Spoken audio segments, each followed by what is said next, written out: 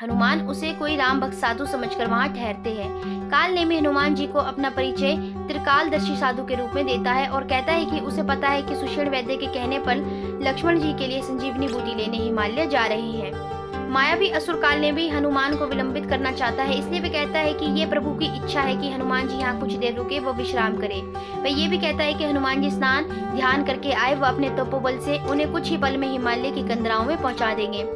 रावण के द्वारा भेजे मायावी असुर काल नेमी के जाल में फंसकर हनुमान जी सरोवर में स्नान करने हेतु उतरते हैं। एक मगरमच्छ हनुमान जी पर हमला करता है। हनुमान जी उसे मुख फाड़कर मार देते हैं। मृत मगरमच्छ से एक देव कन्या प्रकट होती है जो ऋषि के श्रापवश मगरमच्छ बन गई थी। देव कन्या हनुमान जी को भेज देती है कि साधु वेश में काल नेमी नामक मायावी असुर उन्हें मार डालने के इरादे से आया है। हनुमान जी ये सब जानने के बाद काल नेमी का वध कर देते हैं और अपनी यात्रा पथ पर आगे बढ़ते हैं।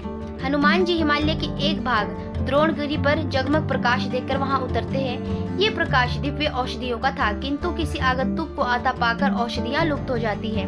हनुमान जी दिव्य औषधियों के अदृश्य संरक्षक को अपना परिचय देते हैं और अपने आने का प्रयोजन बताते हैं। तब अदृश्य देवता उनके समक्ष प्रकट होकर हनुमान जी को औषधि ले जाने की अनुमति देते हैं। दिव्य औषधियां पुनः प्रकाशमान होती है, किंतु हनुमान जी पहचान नहीं पाते कि इनमें से मृत संजीवनी बूटी कौन सी है।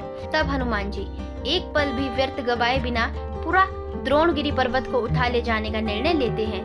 हनुमान जी द्रोणागिरी पर्वत समेत आकाश मार्ग से वापस लौट रहे होते हैं। उनके मार्ग में अयोध्या नगरी पड़ती है। अयोध्या के प्रहरी भरत जी को सूचना देते हैं कि कोई बड़ी आफत उनके नगर के ऊपर मंडरा रही है। भरत हनुमान जी को कोई निशाचर समझते हैं और उन पर बाण चला देते हैं। बाण लगते ही हनुमान जी धरती पर आ गिरते हैं। हनुमान जी पीड़ा में श्री राम को स्मरण करते हैं। उनके मुख से श्री राम का नाम सुनकर भरत जी उन्हें चेतना में लाते हैं। हनुमान जी को जब ज्ञात होता है कि उनके समक्ष उनके प्रभु के अनुज भ्राता भरत जी खड़े हैं तो वे काफी भावविह्वल होते हैं। भरत जी हनुमान जी से भाई राम, लक्ष्मण और भाभी सीता की कुशलता के बारे में पूछते हैं।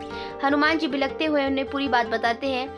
भरत जी स्तब्ध होते हैं, फिर कुछ संभल कर हनुमान जी से कहते हैं कि वे उनके शक्ति बाण पर बैठ जाए, वे उन्हें कुछ देर में लंका पहुंचा देंगे। किंतु हनुमान जी कहते हैं कि श्री राम नाम की शक्ति से वे स्वयं सूर्योदय से पहले लंका पहुंच जाएंगे। हनुमान जी विशाल रूप धारण कर पुनः द्रोणगिरी पर्वत के साथ लंका को प्रस्थान करते हैं। भरत जी को पश्चाताप होता है कि उनके कारण ही उनके भाइयों को ये दारुण दुख सहने पड़ रहे हैं। उधर श्री राम रात्रि बीत जाने के साथ लक्ष्मण जी के प्राणों को लेकर चिंतित है।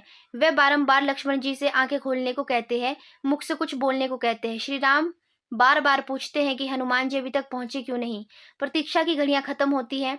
हनुमान जी सूर्योदय से पहले लक्ष्मण जी के प्राण के रूप में संजीवनी बूटी लेकर वहां पहुंच जाते हैं।